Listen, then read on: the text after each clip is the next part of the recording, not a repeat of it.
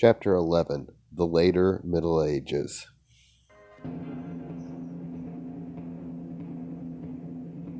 Part 2: The Hundred Years' War. Uh, this is a series of conflicts that occurred throughout much of the 1300s, and it's a very significant event in terms of European history. The causes of it are included disagreements over rights to land, a dispute over succession to the French throne, and economic conflicts. The governments of both England and France manipulated public opinion to support the war. The war also presented opportunities for wealth and advancement. Knights were promised regular wages, criminals were granted pardon, and great nobles were rewarded with estates. Royal exhortations before battles repeatedly stressed that, if victorious, the troops might keep whatever they seized. During the early stages of the war, England was highly successful. At Crécy in northern France in 1346, English longbowmen scored a great victory over French knights and crossbowmen. The English use of the cannon and longbow, which allowed for rapid reloading, unhorsed French horsemen, and caused mass confusion and panic. Edward was not able to take all of France, but the English held Aquitaine and other provinces and allied themselves with many of France's nobles.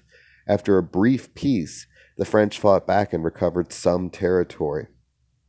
And a treaty again halted hostilities as both sides concentrated on conflicts over power at home. War began again in 1415 when an army led by the able English soldier King Henry V invaded France and defeated a much larger French force at Agincourt, which Henry followed up with his reconquest of Normandy. By 1419, the English had advanced to the walls of Paris.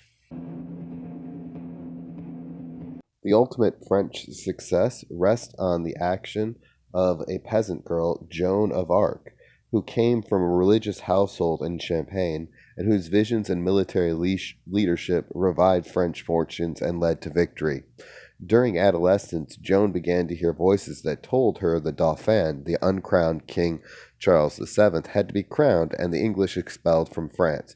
Joan traveled secured Charles's support to travel with the French army to Orleans dressed as a knight. There, Joan dictated a letter to the English, ordering them to surrender to the Maid, as she called herself, sent by God. The king made Joan co-commander of the entire army, and she led it to a string of military victories.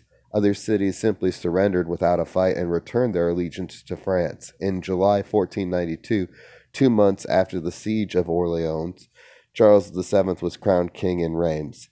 In 1430, the Burgundians captured Joan. Charles refused to ransom her, and she was sold to the English, who charged her with heresy in court and burned her at the stake in Rouen.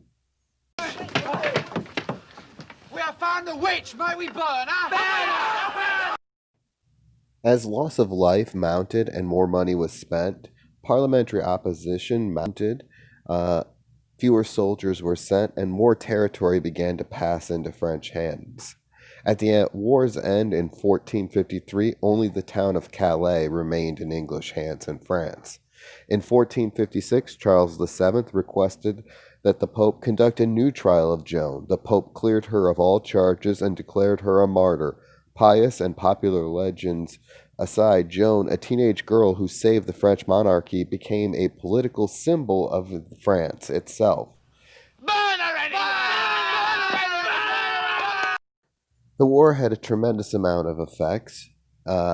In France, thousands of soldiers and civilians had been slaughtered, and hundreds of thousands of acres of rich farmland were ruined, leaving the rural economy in shambles. The war disrupted trade and drastically reduces French participation in international commerce, and the heavy taxes that financed the war aggravated peasant grievances.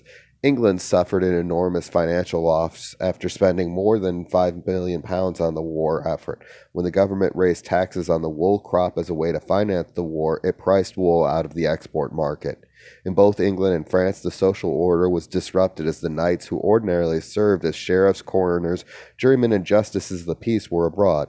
The war stimulated technological experimentation, especially with artillery and cannon, revolutionized warfare, making the stone castle no longer impregnable. Because only central governments, not private nobles, could afford cannons, their use strengthened the military power of national states. The Long War and Edward III's constant need for money to pay for it stimulated the development of the English Parliament, although representative assemblies declined in other countries after 1450.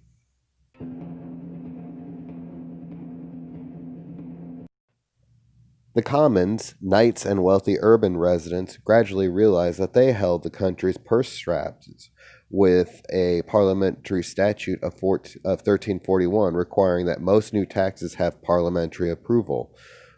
When he signed the law, Edward III acknowledged Parliament's power. No similar national representative assembly developed in France, mostly because the regional and provincial assemblies, highly jealous of their independence, did not want a national assembly, and because Charles VI found the idea distasteful.